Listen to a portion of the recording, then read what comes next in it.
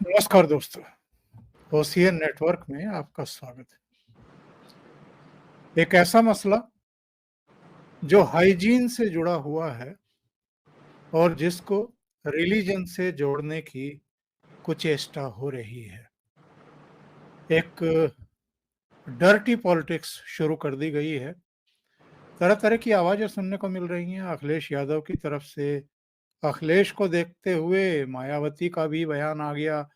असदुद्दीन ओवैसी से लेकर के तमाम दूसरे लोग और पवन खेड़ाओं से लेकर के कई दूसरे चेहरे जो मुस्लिम परस्ती के लिए जाने जाते हैं और जो उन्हीं के वोटों पर प्राण वायु प्राप्त करते हैं, जिंदा रहते हैं, उन्होंने एक सही मुद्दे को गलत तरीके से प्रस्तुत करके देश के भीतर भी और देश के बाहर भी फिर से योगी सरकार को बदनाम करने की कुचेष्टा शुरू कर दी है।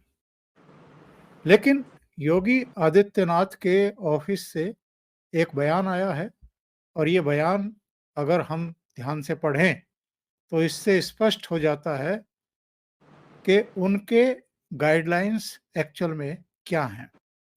गाइडलाइंस तो ये हैं कि जहाँ से कांवड़ यात्रा गुजरती है, जो लोकल बॉडीज है उनको फोकस करने के लिए कहा गया है क्लीननेस, हाइजीन, प्रॉपर लाइटिंग और ड्रिंकिंग वाटर अरेंजमेंट के लिए। और साथ में जो अभी तक मुजफ्फरनगर जिले के लिए था, वो अब उत्तराखंड, वहां तो दूसरी सरकार है लेकिन वहां भी उसको लागू कर दिया गया है। और पूरे उत्तर प्रदेश में जहां जहां कांवड़ यात्रा मार्ग हैं, वहां पर दुकानदारों को ये स्पष्ट निर्देश हैं कि दुकान पर वो मोटे अक्षरों में अपना नाम लिखेंगे। इसमें आदेश में ये कहीं नहीं है कि केवल मुस्लिम दुकानदार अपनी दुकानों पर मोटे अक्षरों में नाम लिखेंगे, लेकिन अजीत अंजुम से लेकर के तमाम जितने भी ये हुआ करने वाले लोग हैं, ये मैसेज कुछ ऐसा ही दे रहे हैं कि जैसे ये आदेश तो केवल और केवल मुसलमानों के ऊपर थोपा गया है।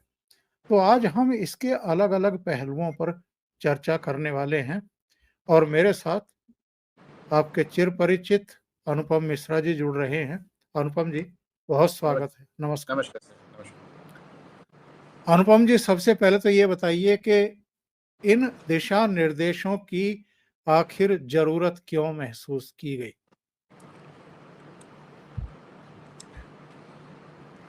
दिशा निर्देशों की ज़रूरत इसलिए महसूस की गई क्योंकि जितने धार्मिक स्थल हैं, और ये बात सिर्फ कांवड़ यात्रा की नहीं हो रही है। आप हरिद्वार चले जाएं, आप वैष्णो देवी चले जाएं, आप जम्मू कटरा चले जाएं, आप ऋषिकेश चले जाएं, आप उत्तराखंड चले जाएं, आप हिमाचल चले जाएं।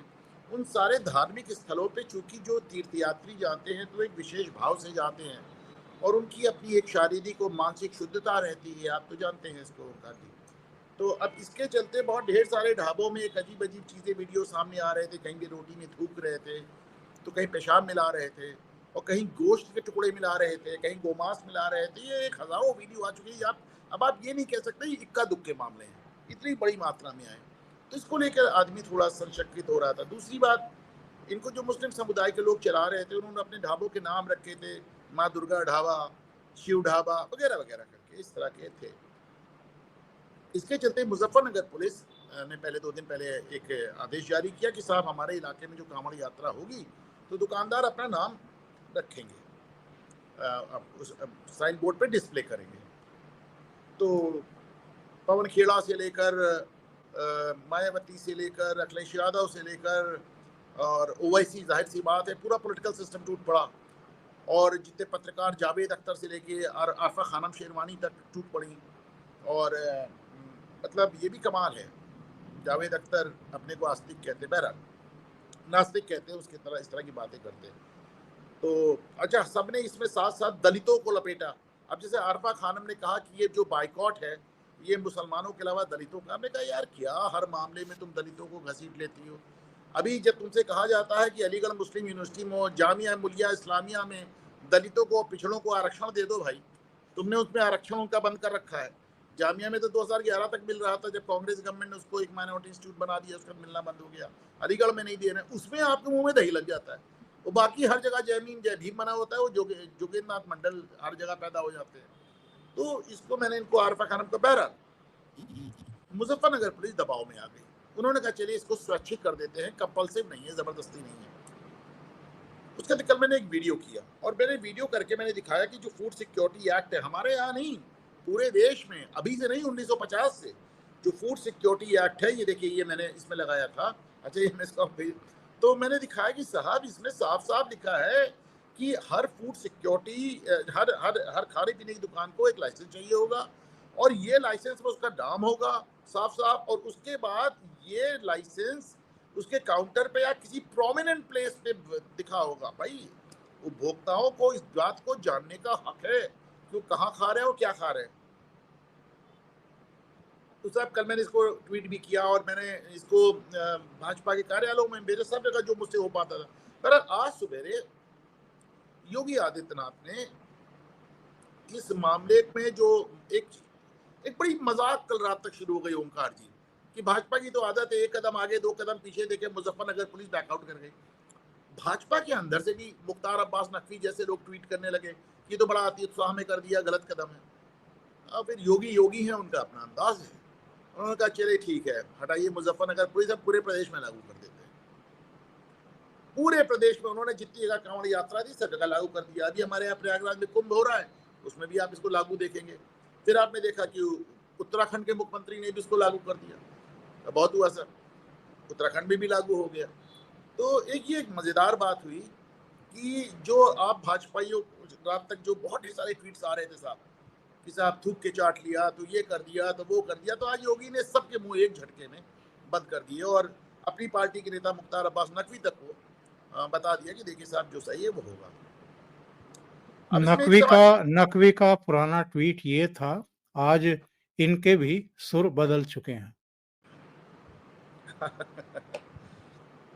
तो इनके पास कोई विकल्प भी नहीं है। बहरहाल मेरा मानना है कि योगी ने एक झटके में चीजों को साफ कर दिया, और ये वही अंदाज है जिसके लिए ओंकार जी योगी जाने जाते हैं, पहचाने जाते हैं, माने जाते हैं और पसंद किए जाते हैं।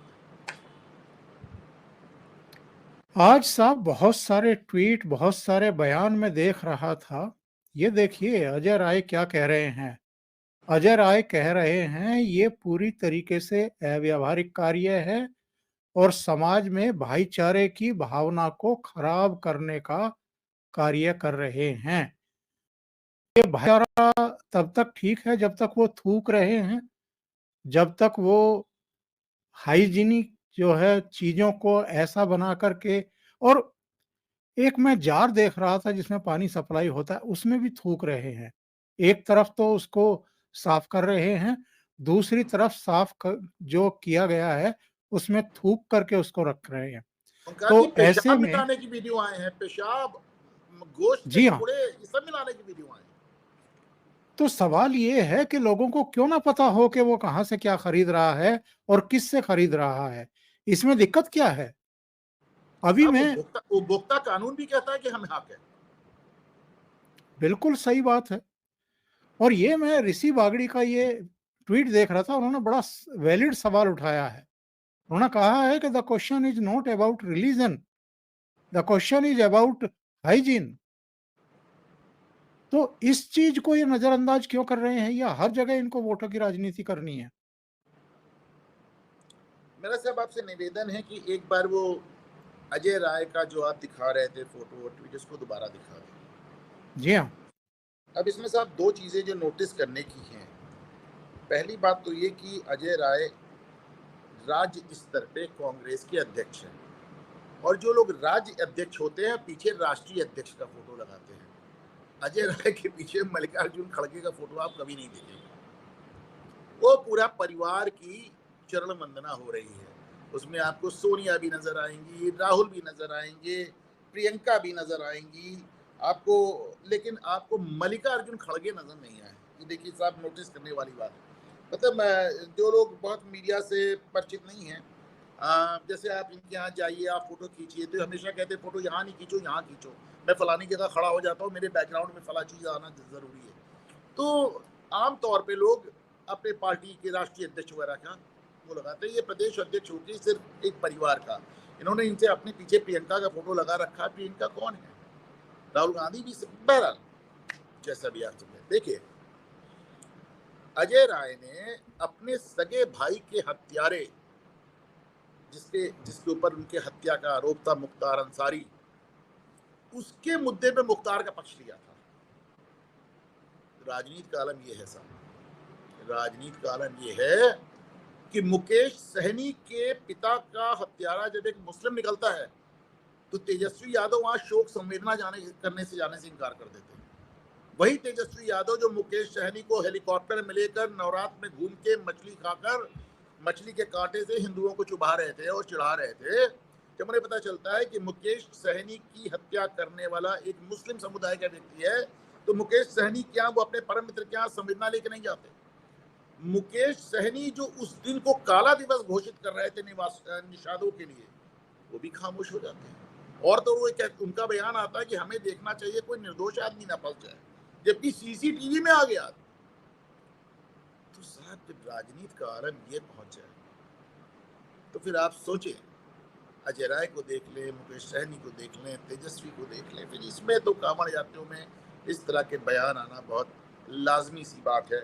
और मुझे लगता है कि इसका जवाब सिर्फ यही होना चाहिए कि साहब ये तो 50 साल पुराना कानून है, उस कानून को सख्ती से लागू किया जा रहा है, उस पर क्या बात है।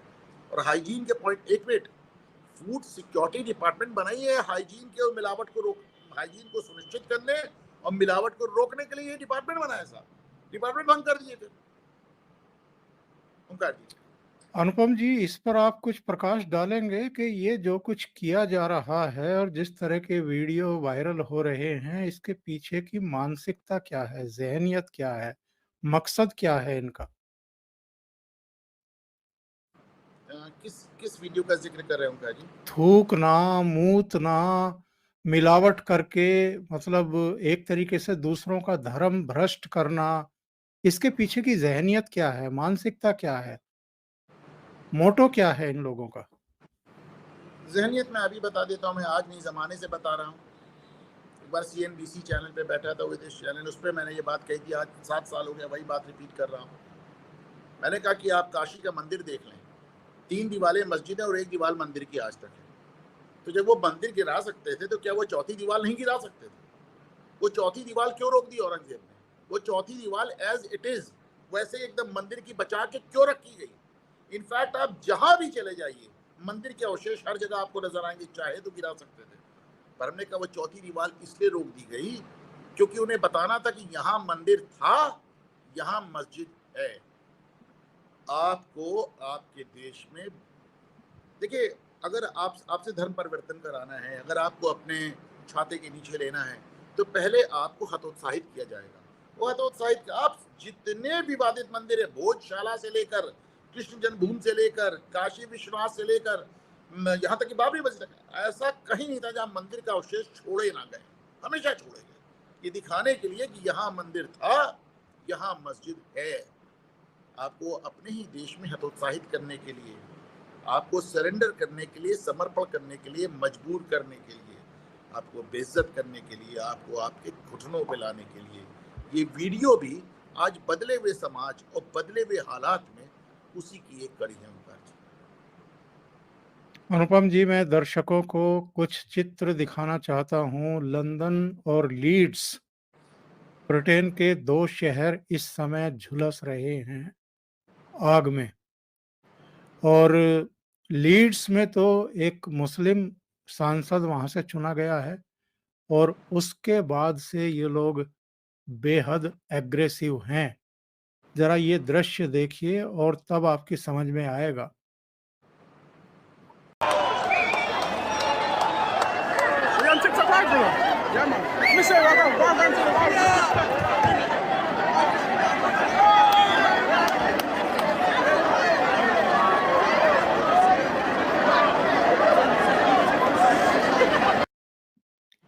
वहां तो साहब हिंदू भी नहीं है, वहां क्या है।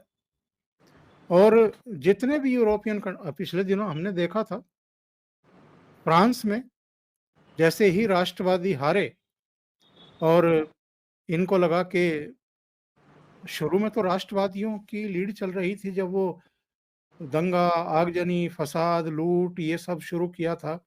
बाद में इनको पता लगा कि नहीं, हम ही जीत रहे हैं, तो उसके बाद फिर वो धीरे-धीरे कम कर दिया गया, लेकिन अराजकता बढ़ी है। अब लंदन से लेकर के लीड्स तक हर जगह, लीड्स को तो हम क्रिकेट के मैदान के लिए जानते थे कि लीड्स में फला रिकॉर्ड बन गया उस बल्लेबाज का, फला बल्लेबाज ने ये कीर्तिमान स्थापित कर दिया। अब लीड्स से जो है आगजनी की खबरें आ रही हैं।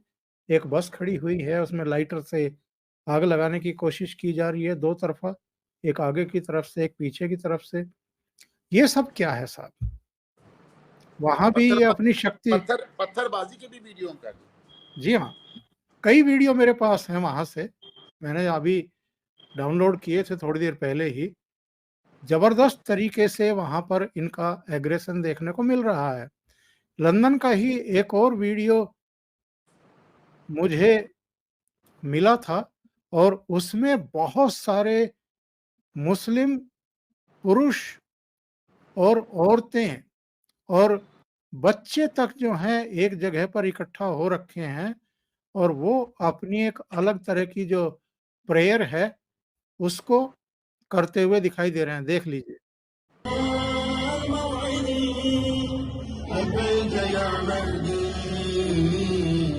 لك ندعو بدموع الاشتياق يا سيدي. तो किसी ने ट्वीट किया है कि ये साउथ ईस्ट एशिया बन रहा है अब वेस्ट में।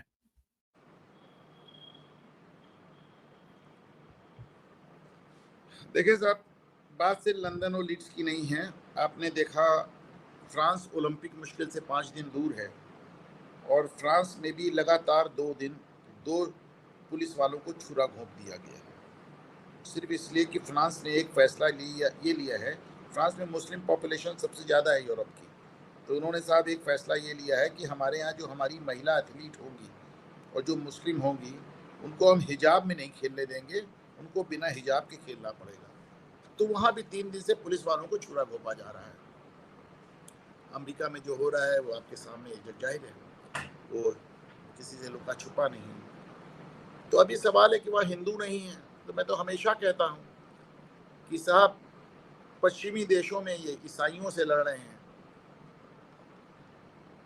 मिडिल ईस्ट में ये यहूदियों से लड़ रहे हैं,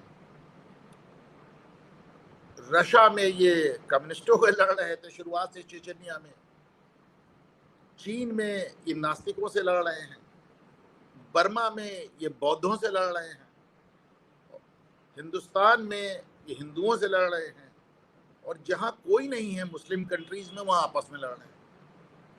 वो एक गालिब का शेर है कि जबकि तुम बिन नहीं कोई मौजूद, जबकि तुम बिन नहीं कोई मौजूद, फिर ये हंगामा है खुदा क्या है।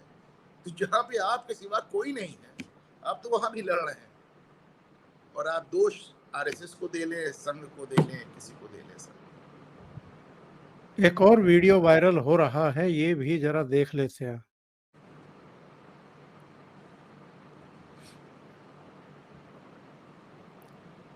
ये वीडियो है साहब एक वामपंथी,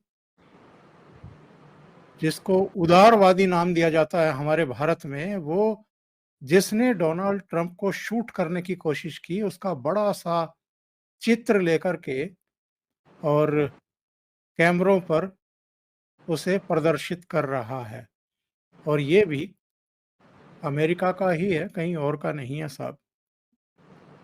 तो ये सारी चीजें जो हैं, ये पूरी दुनिया को डराएंगी, आश्वस्त करेंगी।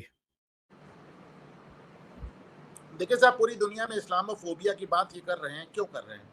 इसलिए कर रहे हैं क्योंकि दुनिया भर में एक राइट विंग तैयार हो रहा है। आपने इटली में देख लिया,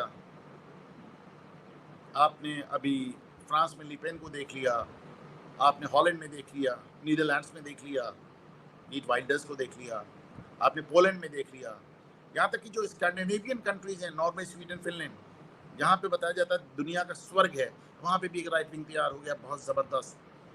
आपने अमेरिका में ट्रंप को देख लिया। तो ऐसे करके एक बढ़ता चला जा रहा है। जहाँ तक ब्रिटेन का सवाल है, मैं आपको बताऊं, एक बड़ी दिलचस्प बयान दिया जो डोनाल्ड ट्रंप ने अपने साथ वाइस प्रेसिडेंट जो रनिंग मेट रखा है, जो वाइस प्रेसिडेंट होने वाले हैं, जेडी वैंस, जिनकी पत्नी हिंदुस्तानी है। उन्होंने अभी एक जगह बड़े अच्छा सवाल किया। उन्होंने कहा दुनिया का पहला इस्लामिक मुल्क कौन है जिसके पास एटम बम है? तो लोगों ने कहा साहब पाकिस्तान। नहीं नहीं, वो तो दूसरा है। पहला इस्लामिक मुल्क जिसके पास एटम है वो इंग्लैंड है। यस, तो मैं पढ़ साहब रहा करीब था उनका उनका ये बयान पढ़। 40 काउंटीज में मुस्लिम मेयर आ गए, मुस्लिम कांग्रेसमैन आ गए। लंदन जैसी जगह पे एक पाकिस्तानी मेयर तीसरी बार आ गया, रिकॉर्ड। जहां से अभी आपने लीड्स में देखा, वो बवाल शुरू हुआ था एक रोमानियन परिवार को लेके। एक रोमानियन शरणार्थी वहां रहते हैं, उनके बच्चे ले जा रहे थे वहां पे। एक रियाल आ गया, साहब वो आपके बच्चों को छीन ले रहे हैं। अलग अलग लिबरल्स के लॉ है साहब, बच्चों को लिंग परिवर्तन कर देना, बच्चों को छीन ले जाना, ये सब लिबरल्स का पागलपन है। तो शुरुआत हुई थी रोमानियंस के, पर साहब जो वहाँ जो सांसद जी जीते थे एक मुस्लिम, उन्होंने पूरी मुस्लिम कम्युनिटी को इसमें झोंक दिया। और फिर तो साहब इसका सबसे इंटरेस्टिंग वीडियो आग लगाने वाला नहीं, वो पत्थरबाजी वाला है। वो पत्थरबाजी वाला वीडियो आप देखेंगे, अरे साहब ये तो हम दिन रात अपने देश में देखें, वही अंदाज, वही नारे। तो अब ये एक थोड़ा सा मुझे जरूर लगता है कि साहब हमारे देश के साथ तो ये हमारा मुकद्दर था, हम 1000 साल से अपने साथ लेके बैठे थे। लेकिन पश्चिमी उत्तर प्रदेश में तथाकथित वामपंथी, तथाकथित लिबरल, तथाकथित सोशलिस्ट लोगों ने ये मांग के ये मुसीबत अपने सर पे ली है और लिए चले जा रहे हैं। इस हद तक उनका भी अपना कट्टरपन है। मैं अक्सर उदाहरण देता हूं कि जर्मनी में एक युवती का कुछ मुस्लिम शरणार्थियों ने रेप कर दिया। उसने पुलिस को बयान देने से इनकार कर दिया, उनको पहचानने से इनकार कर दिया। और उसने कहा कि साहब अगर मैं इनको जेल भिजवा दूंगी तो लोग बाकी शरणार्थियों के खिलाफ हो जाएंगे। तो साहब इसका तो कोई इलाज नहीं, इस जुनून, इस पागलपन। वैसे तो हम एक स्टॉकहोम सिंड्रोम कहते हैं ओंकार जी, जहां पे जिसका अपहरण होता है वो अपने अपहरणकर्ताओं से ही सिंपैथी रखने लगता है। पूरा पश्चिमी मुल्क, पूरे पश्चिमी देश एक स्टॉकहोम सिंड्रोम के शिकार हैं। इसमें दो राय नहीं है कि इस दुनिया में पश्चिमी देशों ने बड़ा अत्याचार किया है, बाकी जगह जाने की जरूरत नहीं है। आप अपने यहाँ देख लिए ब्रिटिश का अत्याचार। हमारे यहाँ ब्रिटिश आए, फ्रेंच आए, डच आए, पोर्चुगल से लोग आए, तो जी जितना यूरोपियन कंट्रीज हमारे यहाँ, इन सब ने हमारा क्या छीचल इधर किया हम सबको मालूम है। कैसे अमानवीय अत्याचार हिंदुस्तानियों पे किए इंग्लैंड ने, नीदरलैंड ने, फ्रांस ने, पोर्चुगल ने, कैसे कैसे पूरी दुनिया में, अफ्रीका में किए, हर जगह किए। लेकिन किए, हाँ ये बात सच है। आज जो ये लिबरल तथाकथित एकेडेमिया है, इसने इनको इस तरह अपराध बोध से ग्रस्त कर दिया है कि अब ये लिटरली अपने ऊपर अत्याचार इनवाइट कर रहे हैं। ओंकार जी, हम वैसे तो कई देशों को जलता हुआ देख रहे हैं, लेकिन आपका आइडिया क्या है? कब तक हम आईओसी देशों की सदस्य संख्या 57 से बढ़कर के 70 होते हुए देखेंगे? क्योंकि मुझे लगता है कि यूरोपियन कंट्रीज में बहुत जल्दी आपको अगले 1 दशक के भीतर ही कई मुस्लिम प्रधानमंत्री वगैरह जो है शासन करते हुए दिखाई देंगे। आयरलैंड का हो गया साहब। ग्रेट ब्रिटेन क्या है आप समझे? इंग्लैंड और आयरलैंड और स्कॉटलैंड मिला के ग्रेट ब्रिटेन बनता है। आयरलैंड का प्रधानमंत्री पाकिस्तानी मुस्लिम है। हो गया, आपकी बात की जगह साबित हो रही है। लंदन का मेयर पाकिस्तानी मुस्लिम। हाँ, वो तो कई साल से है। तीसरी बार जी हाँ, जी हाँ। तीसरी बार। देखिए ये भी एक दुर्भाग्य। अगर आप सऊदी अरब को देखें, आप मोहम्मद बिन सलमान को देखें, तो आप देखिए किस तरह वो मुस्लिम जगत में बदलाव लाने की कोशिश कर रहे हैं। शराब की दुकानें खुल गई हैं, सिनेमा थिएटर खुल गए हैं, औरतों को बिना महरम के चलने की आज़ादी मिल गई, यानी कोई पारिवारिक सदस्य के बगैर चलने की आज़ादी मिल गई है, ड्राइविंग अलाउ कर दिया गया है।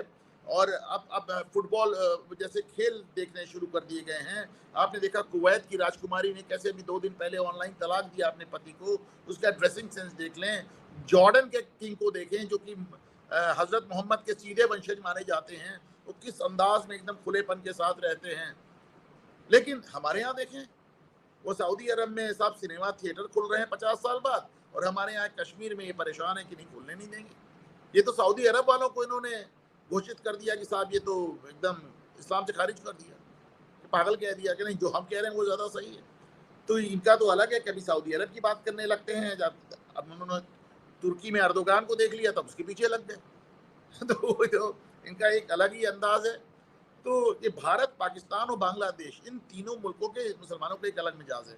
वरना मैं मानता हूँ कि जो खाटी यहाँ से इस्लाम उठा है, वहाँ कम से कम मोहम्मद बिन सलमान को 1400 साल में मैं पहला इकलौता मुस्लिम समाज सुधारक मानता हूँ, पहला इकलौता।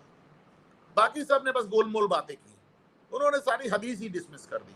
कहा लिखा होगा कुछ हदीस में, हम नहीं मानते, ये भी डिसमिस कर दिया, वो भी डिसमिस कर दिया, और लगातार बदलाव। अच्छा, उनके लिए बदलाव लाना जरा मुश्किल भी है साहब, क्योंकि वो इतनी कट्टरपंथी सोसाइटी है। वहाँ पे राजमहल में जिस तरह उनके कजिन्स हैं, उनके तो कजिन्स भी 50-50, 60-60 होते हैं। जैसे वहाँ पे एक दूसरे के प्रति षड्यंत्र होता रहता है, इतना कट्टरपंथी समाज है। वहाँ वो एक बहुत बड़ा प्रयास कर रहे हैं, बहुत बड़ा प्रयास कर रहे हैं। लेकिन हमारे यहाँ का आप देखें जो समुदाय है, वो एक अलग रौ में बह रहा है। आपने देखा मौलाना मदनी का बयान, उन्होंने कहा साहब हमारा खान पान आपसे अलग है, हमारा कपड़ा आपसे अलग है, हमारा तौर तरीका आपसे अलग है, बहुत दिक्कत है तो भारत छोड़ के चले जाइए, आप देश हमारा है। और ऐसे भड़काऊ लोगों के खिलाफ जो है कोई कार्रवाई भी नहीं होती है, ये और भी दुर्भाग्य की बात है। कार्रवाई शुरू हो गई है ओंकार जी, मैं देख रहा हूँ धीरे धीरे FIR होनी शुरू हो गई हैं, बहुत कुछ अंतर आया है। आप देखें, इसको देखें, योगी की कार्रवाई देख लें, कांवड़ यात्रा ने, उत्तराखंड सरकार की देख लें आप, हेमंत बिस्वा शर्मा ने आज मुस्लिम मैरिज लॉ, तलाक को ख़त्म कर दिया। जो वहाँ मुसलमान लड़कियों की शादी के लिए कोई एज नहीं होती थी, नॉर्मली 18 साल होती है, वहाँ पे आप 12 साल की लड़की शादी कर सकते हैं, वो ख़त्म हो गया, उन्होंने ख़त्म कर दिया। गिरिराज सिंह का आपने बयान देख लिया, कितना बढ़ के उन्होंने कहा कि पार्टीशन के समय मुस्लिम्स को वहाँ भेज जाना चाहिए। शुभेंदु अधिकारी का आपने बयान देख लिया कि सबका साथ सबका विकास नहीं, जो हमारे साथ हम उनके साथ।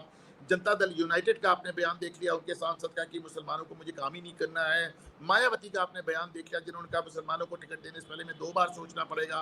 हालांकि आज कांवड़ यात्रा मुद्दे में मायावती के साथ खड़ी नजर आ रही है, पर एक शुरुआत तो हो गई है ओंकार जी। इसको तो आप उस दिन ही समझ जाना चाहिए था जिस दिन 77 साल में नरेंद्र मोदी ने पहली ऐसी सरकार बनाई थी जिसमें एक भी मुस्लिम चेहरा नहीं था। 2014 और 2019 में मुख्तार अब्बास नकवी और नजमा हितुल्लाह आपको नजर आए थे, लेकिन 77 साल में किसी भी पार्टी की एक पहली सरकार थी जिसमें एक भी मुस्लिम चेहरा नहीं था। और ये जो तमाम नेता बोलते चले जा रहे हैं एक के बाद एक, एक के बाद एक के बाद, आपको क्या लगता है कि सब नरेंद्र मोदी के खिलाफ रिवोल्ट कर रहे हैं जैसा आरफा खानम कहती है? नहीं साहब, नरेंद्र मोदी प्रधानमंत्री हैं, उनको मुस्लिम देश भी जाना है, उनको पश्चिमी देश भी जाना है, उनको यूनाइटेड नेशंस भी जाना है, तो उनके ऊपर तमाम सीमाएं, उनके ऊपर तमाम अंकुश है। लेकिन बड़ा साफ हो गया है कि कहीं ना कहीं उनके पार्टी में तमाम जो एक ये सुर नजर आने लगे हैं, इतने ढेर सारे सुर, आसाम से लेके, बिहार से लेके, मध्य प्रदेश से लेके, उत्तराखंड से लेके, उत्तर प्रदेश से लेके, पश्चिम बंगाल से लेके, हर जगह ये सारे सुर बिना उनकी सहमत के नहीं चल रहे हैं ओंकार जी। अनुपम जी, वैसे ये क्या नरेंद्र मोदी पर एक बहुत बड़ा अत्याचार नहीं है कि पिछले 10 सालों में जितनी भी योजनाएं जमीन पर उतरी हैं, चाहे टॉयलेट की, चाहे बिजली कनेक्शन देने की, आयुष्मान योजना की, घर देने की, किसी में कोई पक्षपात नहीं किया गया है। वो मुस्लिम्स जो गरीब हैं उनको भी दिए गए हैं। इसके बावजूद लाइनें लंबी-लंबी लगा करके नरेंद्र मोदी को ही हरवाने के लिए ये लोग वोटिंग करते हैं एक तरफा, और वो भी रणनीतिक वोटिंग करते हैं। तो ऐसे में अगर नरेंद्र मोदी के भी इधर बयानों को हम गौर से देखें तो जब से वो तीसरी बार चुने गए हैं, या चुनाव के समय भी जब ट्रेंड देख लिया था, उन्होंने एक बार भी सबका साथ सबका विकास बोला ही नहीं है।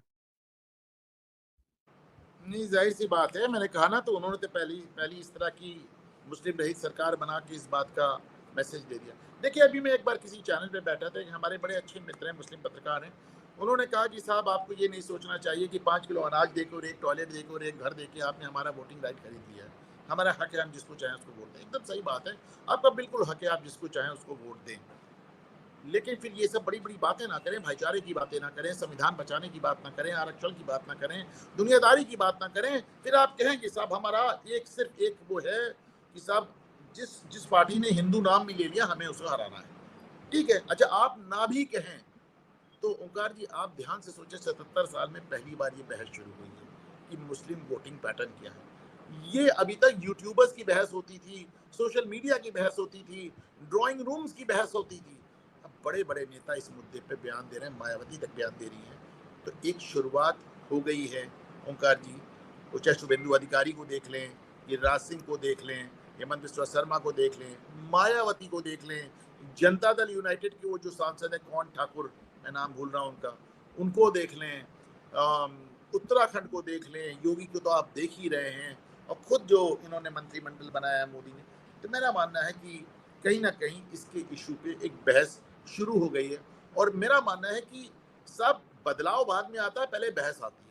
अभी तक इस पे बहस करना ही कम्युनल माना जाता था, तथ्यों को सामने रखना ही सांप्रदायिक माना जाता था, सही बात कहना ही बिगेटरी मानी जाती थी, गलत माना जाता था। अब कम से कम बहस शुरू हुई है ओंकार जी, तो बदलाव भी आएगा।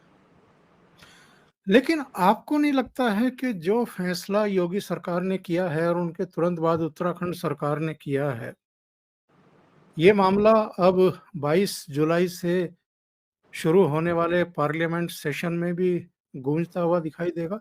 क्या सरकार चाहती है कि पार्लियामेंट में भी इस पर चर्चा हो ही जाए, एक बार पूरे देश में एक मैसेज दे ही दिया जाए? देखिए साहब, सरकार चाहे या ना चाहे, विपक्ष तो मुद्दे उठाएगा ही ना। सरकार को बस ये देखना चाहिए कि वो इस बहस का जवाब देने के लिए तैयार रहे। सरकार बहस चाहे ना चाहे, ये तो असंभव है कि विपक्षी सांसद, वो भी राहुल गांधी जो कि अपने दुगनी सांसद लेके आए हैं, वो सब इन मुद्दों को ना उठाएं। वो तो बिल्कुल उठाएंगे। सरकार को सिर्फ ये देखना है, सुनिश्चित करना है कि साहब आप जवाब देने की स्थिति में हो। ये जिन सज्जन का मैं आपको ट्वीट दिखा रहा हूँ, ये नवभारत टाइम्स में हुआ करते थे दिल्ली में। बाद में ये कांग्रेस के प्रवक्ता की तरह बिहेव करने लगे। इनका ट्वीट देखते हैं इन्होंने क्या लिखा है। शकील अख्तर, इन्होंने लिखा है कि अभी जो खुश हो रहे हैं उन्हें भारी अपमान तब झेलना पड़ेगा जब खाने पीने का सामान बेचने वालों को जाति लिखना पड़ेगी। नाम लिखवाना पहली स्टेज है, असल चीज तो मार्केट से नए धंधों को से दलितों पिछड़ों को गायब करना है, उन्हें उनके पुराने पुश्तैनी धंधों में लौटाना है। ऊना गुजरात में दलितों को नंगा करके खंबे से बांधकर इसलिए लाठियां मार रहे थे, मृत पशु उठाने से इनकार करने पर। यह भी बता दें कि उस मामले में आज 9 साल बाद भी कुछ नहीं हुआ है। फिर ये आगे लिखते हैं कि खैर मुसलमानों को इसमें ज़्यादा नुकसान नहीं होगा, कोई नुकसान नहीं होगा। जहाँ भी वह काम कर रहा है, सब जानते हैं मुसलमान है। समस्या दलित, पिछड़ों और सवर्णों में भी कई समुदायों को आएंगी। नॉन वेज का रेस्टोरेंट, बड़ा होटल खोले स्वर्ण है और शुद्ध शाकाहारी वैष्णव भोजनालय खोले दलित हैं। यह नफरती विचार परत दर परत समाज को विभाजित करता चला जाएगा। आज खुश होने वाले कल रोएंगे। तो इन्होंने एक कदम आगे बढ़ा करके इसको जात पात और दलित और पिछड़ों पर ये ले गए, जैसी कि कांग्रेस की भी आदत है।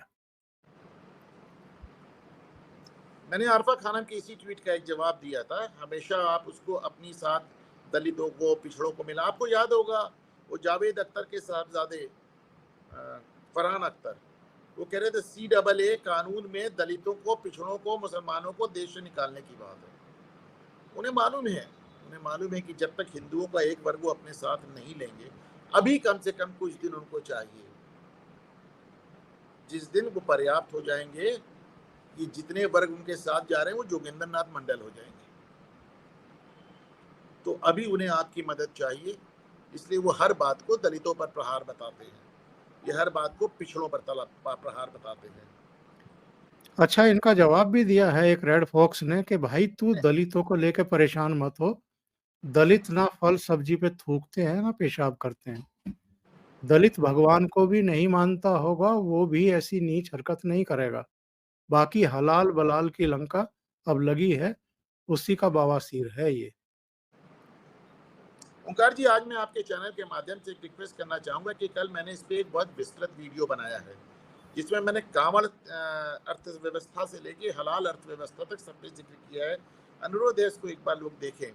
मैंने उसमें बताया कि किस तरह जब आप इनको पैसे देते हैं तो ये उससे ज़कात निकालते हैं जो इससे मुसलमानों पे खर्च कर सकते हैं। जब आप हलाल के पैसे देते हैं, 60,000 रुपया साल हर कंपनी देती है जमायत उलेमा हिंद को, जो कि सारे आतंकवादियों के मुकदमे लड़ती है।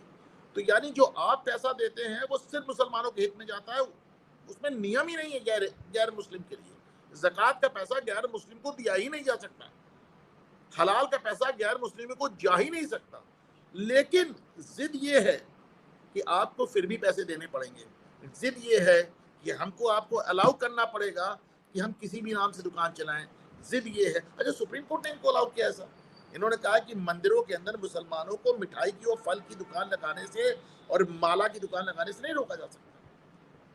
खुद ये ऐसी मस्जिदें बनाते हैं कि शिया की मस्जिद में सुन्नी नहीं जा सकता, सुन्नी की मस्जिद में शिया नहीं जा सकते, और हमारे यहाँ मंदिर में तो ठीक है साहब, ये तो एक जमाने से चला आ रहा है, कुछ आएगा बदलाव।